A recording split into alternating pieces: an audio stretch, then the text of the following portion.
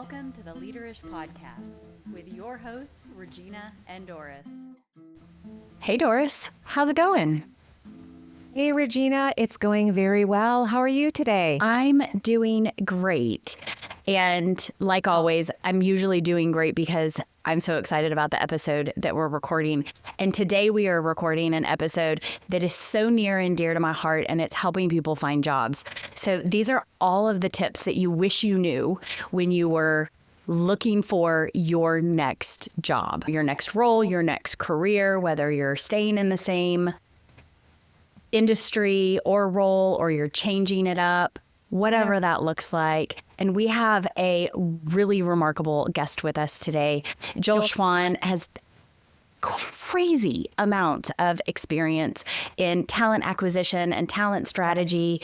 And I'm so excited to have him here today to talk to us and help you guys all get some really good job seeking tips. Joel, would you like to introduce yourself? Thanks, Regina. Thanks, Doris. Yeah, so I'm Joel Schwan from Schwan Stratifyer, and my primary purpose of my business is workforce planning and strategizing for small to medium-sized businesses, but I also do career services, which is focused on helping the job seekers improve their resumes, improve their LinkedIn profiles, give them better strategies on how they can present themselves online, and how they can present themselves when applying for jobs. Well, that is exactly why we asked you to be on the podcast today. So we're really happy to have you. What is happening right now with the job market? I keep hearing some different things. What are you seeing? So right now, the job market is incredibly packed. It is filled from businesses having implementing AI into their systems for the past couple of years, and now we're seeing layoffs happen at an exponential rate. And unfortunately, a lot of businesses haven't really caught up with the trends on how to really improve the hiring processes just yet to accommodate the large market. But right now, because there's so much competition on the job market that job seekers actually need to kind of like rethink on how they're applying for jobs and how they even approach looking for jobs. It's not just submitting a resume anymore, because now everyone's using resumes. Well, resumes are also using AI to create those resumes and then submit them. And if everyone's using AI to create resumes, they all kind of start sounding the same. And so it becomes difficult for employers that are looking to hire talent to really differentiate, which ones are the most qualified, because you can't interview all 1,000 applicants into a requisition when it's submitted. They have to kind of like filter them out, and they can only pick and choose so many at a time. So it comes down to the question as to, for employers, how do I review the resumes in the most efficient manner so I can find the right talent? And also, how can I do it quickly? And so job seekers kind of need to find a way to stand out in that aspect. How do I make my resume sound better and also different from everyone else? How can I present myself online so I can be discovered and or reviewed by the hiring manager when they do see my resume? You've got people submitting their resumes. Because of AI, the resumes are all looking the same, is what I heard. Yes. They look the same. They've got the same keywords in them. They have the same skills. But you said that the key right now is to be able to differentiate yourself if you're using AI. And I do want to come back to that, because there are a lot of folks that aren't using AI. And so I want to come back to that. But for right now, can we focus on how does one differentiate themselves in the world of AI resumes? So it really depends on what you want to talk about on that. If we want to talk about first, we do resumes. The first aspect of resumes is that how do you write your resume well that it showcases all your skills correctly? And there are a couple of different ways to do that. AI can definitely help organize your skills in a more smooth manner, but you don't want to just copy and paste what ChatGPT puts down. That's where a lot of people make the big mistake, is that they just copy whatever ChatGPT pumps out. They don't review it. They don't really make sure they do any edits in it. They just throw it in their resume and then submit.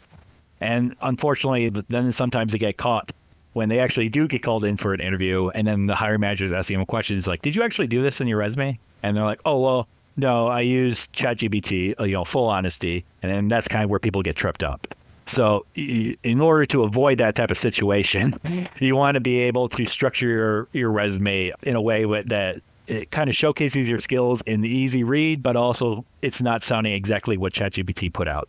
And there's a good way to do that. For example, in your summaries, You don't want to just do the normal block summary of I have 10 plus years in this industry. I have a proven track record of blah, blah, blah. First off, it's like the proven track record part is kind of, I would say, subjective. It's not very in the way of putting a more objective view on it, because that's what you're saying, you have a proven track record, but that doesn't mean that other people have vouched for you on that. Other people see it exactly. that way. Yeah. So you want to put it in a more clear aspect of like first bullet points do your summaries in a bullet point, maybe like 4 to 5. First bullet point, sum up on your background in one sentence and years of experience plus roles, field, plus types of companies that you've worked for. And then you go on to the next bullet point, which is like 1 to 4 bullet points of being examples of specific measurable results that relate to the role. This is where a lot of people kind of get tripped up as well, is they don't understand measurable results when it's told to them. I've even worked with some people in VP roles that should obviously be measuring or understanding the measurement of metrics when they're using them and where to look for that. And sometimes when I talk to them when they're working on their resumes, they're like, well, I've never, my job doesn't really entail metrics. And I was like, I guarantee you it does. You just need to know where to look for it. And so being able to know where to look for your metrics, and it's really easy. If you're more of a low rung or mid-level employee, you can reach out to your manager or their manager's manager and be like, hey, order your performance reviews. And hey, can I get some reports that state how well I've been doing in this role? And usually they'll share those reports happily with you. And they'll put in your performance reviews to show exactly how well you've been doing, or depending on what it is you've been doing in your role. But if you're higher up, you should have access to those reports as well. And you should know how to access that by, and if you don't, you go to HR and ask them. They'll be happy to tell you exactly how to look up these reports. So it's very important to understand measurable results. But you can also word your resumes in a way where it doesn't have to have the numbers of metrics in them all the time. You can word it in a way where it makes it sound like you're standing out. And after that, you want to be able to put down some examples as to how well you've been doing into your experience section as well. So after your summary, you go into your professional experiences, and you're pretty much doing the same thing in bullet point wise, but you want to add like if you only have like a couple metrics that you know of off the top of your head, put them at the first couple of the bullet points of that company. And then you go down into tying in the responsibility or results into those metrics if you have them, and if you've accomplished any business goals there. And you want to add something relatable to the scope as well, like was it statewide, countrywide, international, and include something that's related to the budget or size of the market too, depending on what you're doing in your role, of course. But those are very key aspects to put in, is what companies are looking for, what you valued added to other companies that you've worked for. And so that's the biggest takeaway of this, is like sharing your value from what you've contributed. A couple of questions that come to mind as you say that. Number one, you mentioned summary, and I've heard that you should start with objectives. So the resume is more rather than a brief summary. How do you feel about the difference between objectives, meaning objectives for the job? I am applying for this VP role because ... versus summary, here's a little bit about me. Yeah, the way I mentioned it and how it should be structured, you're actually putting in your objective into that summary. So you don't necessarily have to be blunt about it and say, yeah, I'm looking for this role because... Well, of course you are. You're applying for it. You're applying for this role for various reasons, but the main goal is like, I want to work for you. So you can, if you're transitioning careers, I would say to be more blunt about it in the summary section and put a bullet point about it. I'm transitioning from this industry to this other industry, for example, maybe from hospitality to nursing. Big jump, but some people do it. And when you make a big transition like that, of course, you want to put in a little bit of information as to why you're doing it, what you're more passionate about. I've contributed all this to the hospitality in customer service, and now I want to move on to getting my certification or degree to join the hospital force of nursing or becoming a doctor. Those are the type of things that you want to put down. It doesn't have to be lengthy, and that can go blend into the summary as well as what you've accomplished, your greatest achievements in that area. But you just want to make sure you're targeting that other industry that you're trying to get into. And then part two of that question is for going back to AI or thinking about AI. If you take the job description and you take your resume and you put both of those in ChatGPT and say, well, here's my resume, here's what they're looking for. Help me write the resume. So the keywords, and I've always heard about keywords, and whether it's, I don't know if it's a human or a non-human that looks at those 1,000 resumes. We talked about having 1,000 resumes. No one has the time to look at 1,000 resumes. So there must be some type of an AI filter that's going through those, looking for those keywords. I don't know if that's even true, number one. And number two, if it is true, is that a good methodology to throw both of those into ChatGPT and say, customize my resume for this particular job that I'm looking for so that those keywords are in there based on my own experience, not putting in fake experience, but just using keywords based on what the 20, 30 years of experience that I have. Is that good advice? Good advice, actually. The way you worded it, actually, Doris, is exactly how you should put it into ChatGPT. Because if you just put in generalized, revise my resume for this role, or copy this job description to this resume, ChatGPT is going to do the bare minimum generic spit out. So you want to be able to be as detailed as possible if you are using AI to optimize your resume. The more details you provide and the more instructions that you give it, it'll give you a better result. What I also recommend doing, of course, is no matter how well you word it, it's still going to pump out something a little bit generic in some aspects. So make sure you're always reviewing that resume. Now, as far as people using AI to review resumes, yes, actually, a lot of companies the tools that they use are starting to implement AI into their abilities to scan resumes.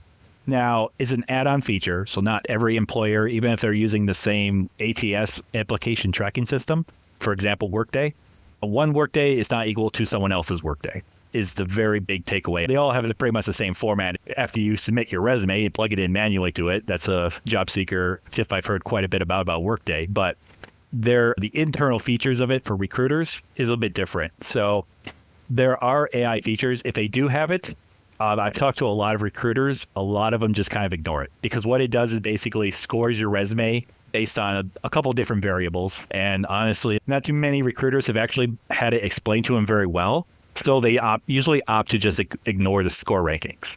Now, there are some that have been using it, and they take it as with a grain of salt, to be honest.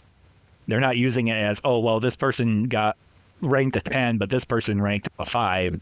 I'm going to go with the 10, of course. No, they're going to take that into consideration, but they're going to look at the resumes anyway.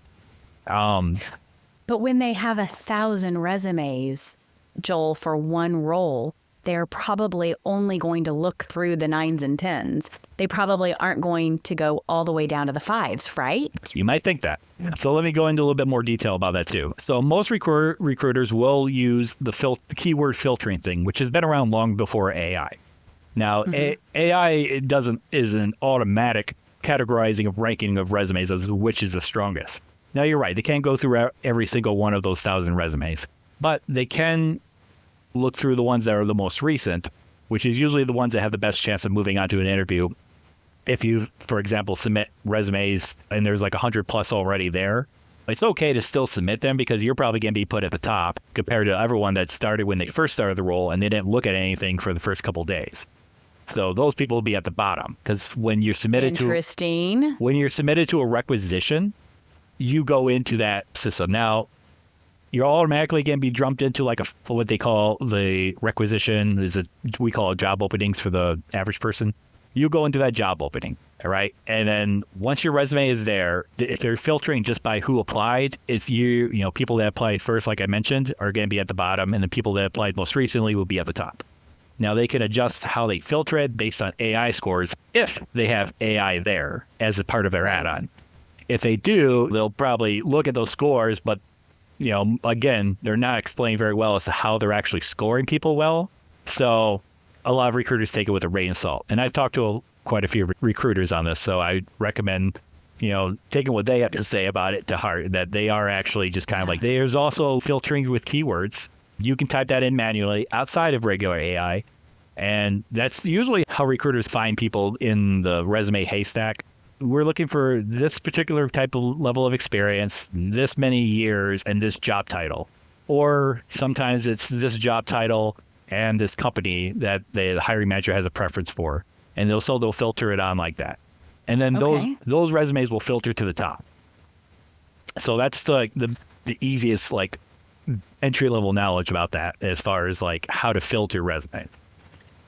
But what I keep hearing, though, is keywords are important. Keywords are still... Regardless, whether there's AI involved or not, the keywords that are in the job description are important so that the recruiter can at least find a batch of resumes that match the needs of the organization. Right. Keywords are still important, but it's how you use them, too. You don't want to just throw them in there because we're all used to having a skill section with generic keywords that are basically seen as buzzwords. We don't want that. We want to be able to put it in there into the actual lineup in the bullet points of your job history and how it equates to the value you've added at the previous job. So it's important to provide context for each of those keywords. Yes. How have you demonstrated that? What were the results? What value did you bring to the organization when you demonstrated this skill, which is also a keyword? Okay, that's a lot of... I would say that I do that with every resume that I work with, is asking them first and foremost with every client that I talk to is like, what have you done? What are the biggest accomplishments you've contributed to each of these roles on your resume? And then we go back to the metrics. If there's metrics to be had and showcased, we put them at the first couple bullet points of each of those jobs that they've been at. And then we flow down further into talking more about adding those keywords into the job to showcase the value that kind of support the metrics that you provided up top. For example, one good one is rejoined to support the U.S. expansion as their revenue grew from 4 times to year over year and recruited 58 new team members from April 2021 to December 2021. That is a talent acquisition example role right there. Being able to do something like that is kind of like showcasing the value that you're bringing. And you're kind of using the same type of buzzwords like recruited and team members and support. Those are some basic keywords in talent acquisition. But the same things can be applied. Did you help an offer to accept at 58.87% for an example? These are things that you kind of want to make sure. And what did you use to leverage that percentage? Was it, for example, talent acquisition, did you use ATS, the tool? What type of tools did you use? So it's knowing how to use those keywords and not just plugging them into a generic listing so you get pulled up by the searches. I think those are some great examples. I want to go back to the other example. Let's help this person that was in hospitality find a job in nursing. What would you say to this individual that maybe the resume, they're going for a nursing certification, but maybe they don't have any experience working in a hospital or in the medical field. They were working in hospitality, so they're switching over a little bit. What would be some things that you could do from a keyword perspective that might transition from hospitality to nursing? Soft skills would be the biggest thing. You won't be able to move a lot of hard skills over from hospitality over to nursing just because they're two very different industries. But a lot of your soft skills like customer service and communication with the people that you're serving in hospitality, depending on what you were doing, if it was restaurant or fast food, those are the biggest elements that will go over your team development skill, your leadership skills.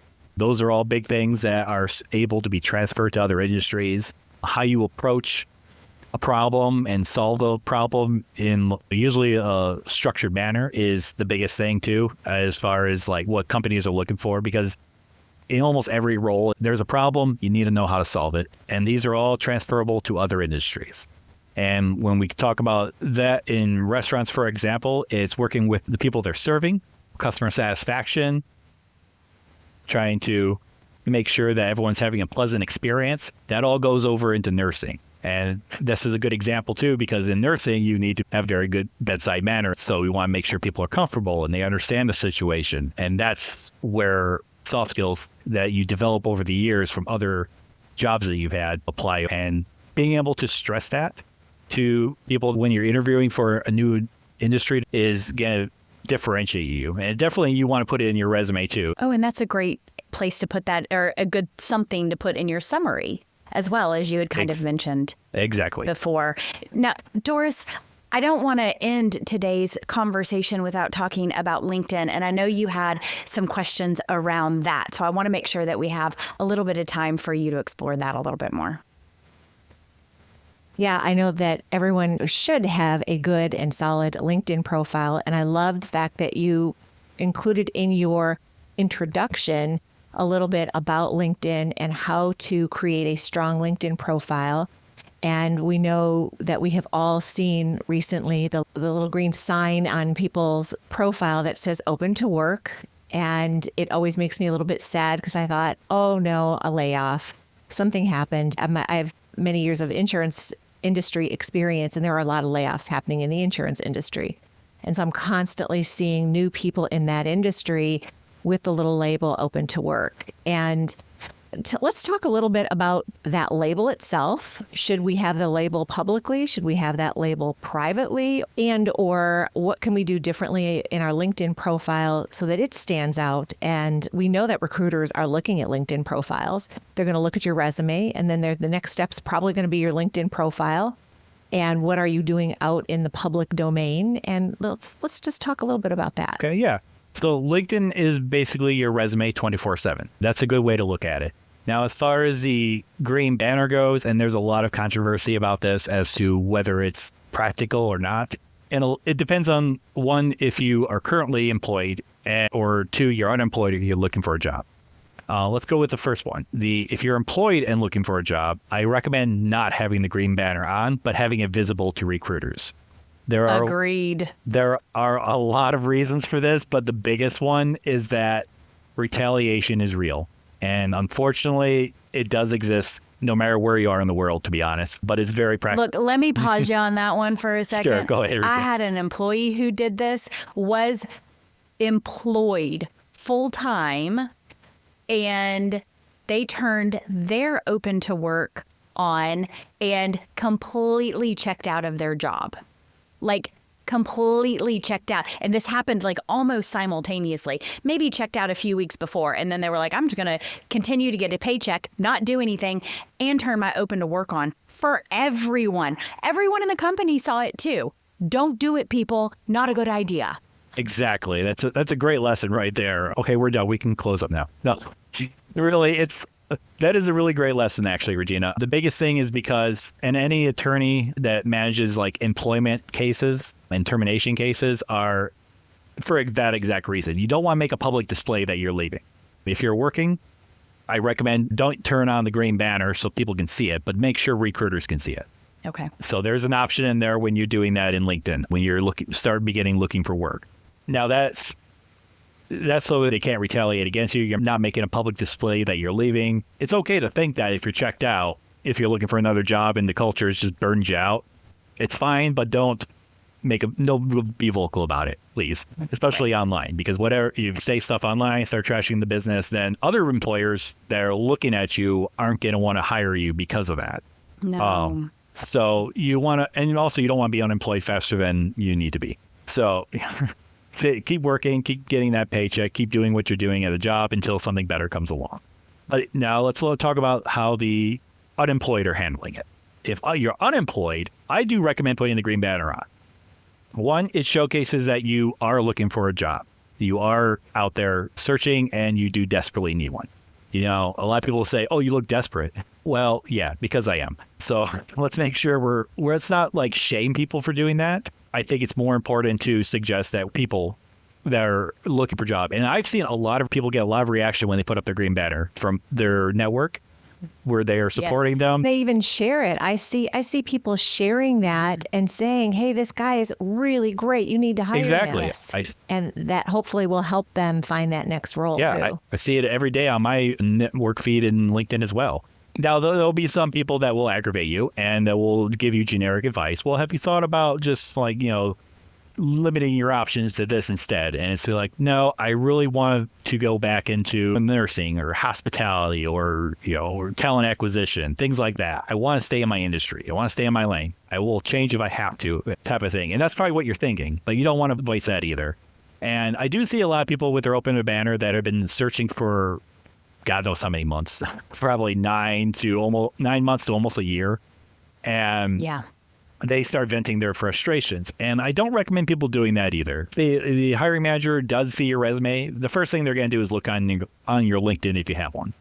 And then they're going to look at, if they decide to go deeper, some do, we'll look into your comment or profile history, posting history as well, and see what you've posted. And maybe to see if you have any industry experience, or maybe you're sharing value, which is another thing we can touch on too real quick. But first, you don't want them to see a rant and see that you're very frustrated, because if you're frustrated in that moment, what's to stop you from posting again on LinkedIn about maybe some frustration you're having with them if they hire you? So it's good to kind of keep your anchor in check. It's good to, if you want to vent, I always recommend venting to your family, your friends, and any people offline. All right. Very privately. Maybe even to your animal pets if you have them. Like I have 2 dogs and a dozen cats. So I can vent to them and to my 2 kids and my wife, and they will keep it private within the family. So we don't don't do it online, because it's not helping you. It's only hurting you. So definitely keep it in check. I do recommend, though, if you are open to work, to publish on LinkedIn either articles about the industry that you're in or looking to get into, your thoughts on it, your opinions, and your experience, or you weave it all into one. And the whole purpose is really not to get followers, but more to showcase that you have expert knowledge in this industry and what you're trying to do. And you've taken your experience to heart, you're showing value, and you're looking to contribute, which is what a lot of companies want from their employees now, is that they want people to contribute willingly and ferociously. That is such great advice. And I hadn't really thought about that before. But if you're laid off, you have a lot of time on your hands. The only thing you're really doing is updating your resume and filling out applications. What can you do in that other time? I mean, first of all, I feel like you need to treat your day just like you have a job. Get up when you used to get up and sit at your desk and either apply for jobs or do that research, that industry-based research. Follow other people on LinkedIn, read articles, share those articles, comment on those articles. I know there's an algorithm out there that says you need to be out there pretty much every single day. And I know as entrepreneurs that Regina and I try to be out there pretty regularly on LinkedIn to boost that algorithm so that people see the work that we are creating and getting those followers. But if you are seeking a job, you can do very similar things so that, again, that algorithm allows you to be at the top of people's feed. And then if that recruiter goes out there and looks at what you've done, it's not somebody that's just been sitting there for 9 months waiting for someone to hire you. It's someone that has been doing research and really contributing to the industry without even having a full-time job. And I love that advice. And to add to that, Doris, it's not just like reading articles and reposting, but it's creating your own point of view based on what you read or learn, and share that point of view with others to help them understand where you're coming from. That also helps recruiters and hiring managers understand how you think, how you use critical thinking skills, problem solving skills, your communication skills. All of that comes through in those types of posts that hiring managers, panels, and recruiters are looking at before they ever talk to you. Exactly. And I would add one thing to that is don't do it with the mindset of I'm doing this to get a job. Do it with the mindset of I'm a researcher and I'm trying to benefit my industry. And it will wind up as a job, but don't do it to get the job. Right. Don't do it with that mindset, because there's a switch in your brain. If I'm doing something just so that a recruiter sees it, is very different than I'm doing something so that the industry benefits from my research, my thoughts, my opinions. It's very good. Wow. Oh, sorry. Go ahead, Joel. Real quick. I'm like amazed by this conversation. Go ahead. No, real quick too. I'd also recommend keeping in mind too that there are two aspects to the hiring process besides, just getting interviews and getting searched on by recruiters. Keep in mind that recruiters are not the decision makers. They are based on the criteria that they are given. And that's a very big misconception that I see a lot of job seekers make, is that they think that recruiters decide who gets moved along and who doesn't in as far as like how they're portrayed online. And that's really more the hiring manager's perception of it. Recruiters find you based on the keywords that you provide, which is also in your LinkedIn. If you go down all the way down to your skills section, make sure you have the relevant skills for your industry. And that includes hard skills, the tools that you're using.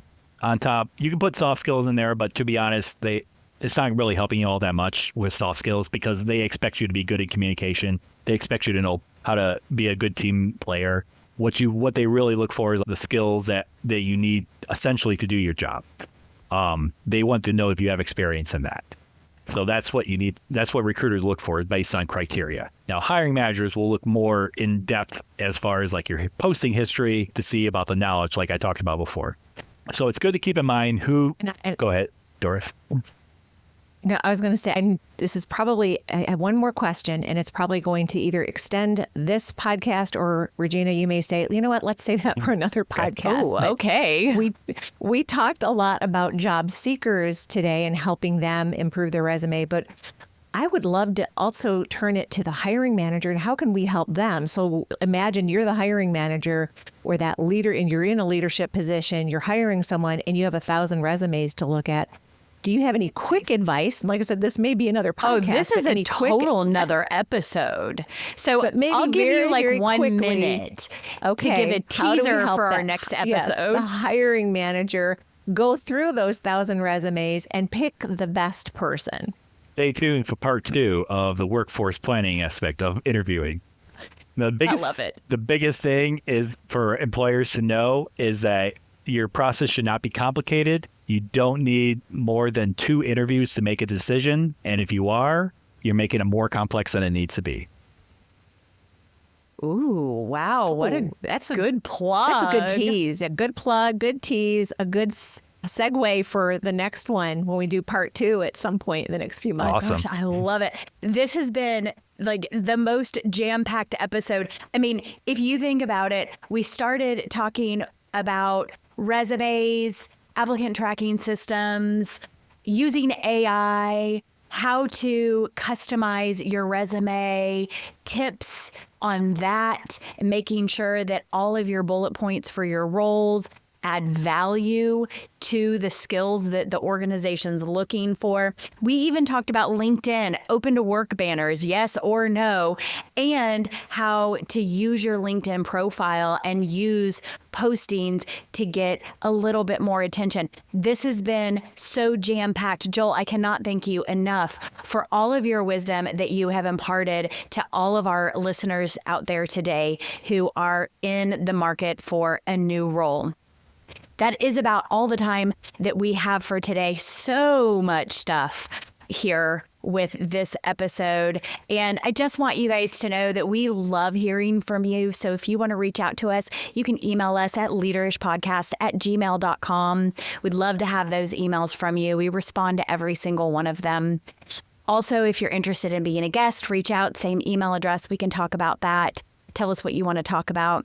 If you are watching us on YouTube, please give us that thumbs up. Please subscribe. Every time you give us a thumbs up or you subscribe, then it helps that algorithm so we can get to more people. So please be sure to do that. Leave a comment as well. We respond to those comments too. If you are listening through a podcast platform, give us a 5-star review. Leave a comment there for us if you can. Some of them you can, some of them you can't. And I think that's about it for us today. Wow, what a jam-packed episode. I'll just end us with a good old cheers. Cheers. Cheers.